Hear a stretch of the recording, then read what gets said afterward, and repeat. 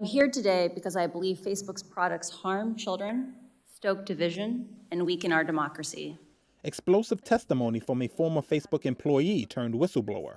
Frances Haugen, a former product manager on Facebook's civic misinformation team, told a congressional committee on Tuesday that Facebook knowingly amplifies divisive and harmful content, choosing profit over safety, and that Facebook has sought to keep its operations confidential amid mounting scrutiny, especially in regards to its effects on children. Congressional action is needed. Today, no regulator has a menu of solutions for how to fix Facebook because Facebook didn't want them to know enough about what's causing the problems.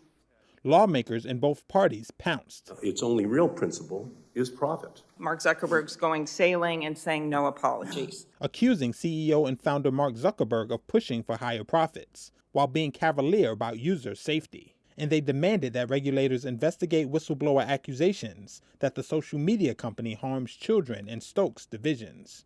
Our children are the ones who are victims. Teens today, looking at themselves in the mirror, feel doubt and insecurity. Mark Zuckerberg ought to be looking at himself in the mirror. In the end, the buck stops with Mark. There is no one currently holding Mark accountable but himself. Haugen said Facebook had also done too little to prevent its site from being used by people planning violence, saying its focus on metrics trumped ethical concerns. Facebook was used by people planning mass killings in Myanmar and the January 6th assault on the U.S. Capitol by supporters of then-President Donald Trump, who was determined to toss out the 2020 election results. Facebook can change, but is clearly not going to do so on its own. My fear is that without action, divisive and extremist behaviors we see today are only the beginning. What we saw in Myanmar and are now seeing in Ethiopia are only the opening chapters of a story so terrifying, no one wants to read the end of it.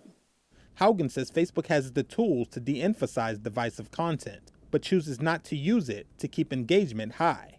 Facebook knows that content that elicits an extreme reaction from you is more likely to get a click, a comment, or reshare. A Facebook spokeswoman disputed Haugen's knowledge of the company's inner workings, adding, quote, "We don't agree with her characterization of the many issues she testified about." The Senate hearing reflects the rising anger in Congress with Facebook amid numerous demands for legislative reforms, with senators warning that Facebook faces a reckoning akin to other industries like big tobacco.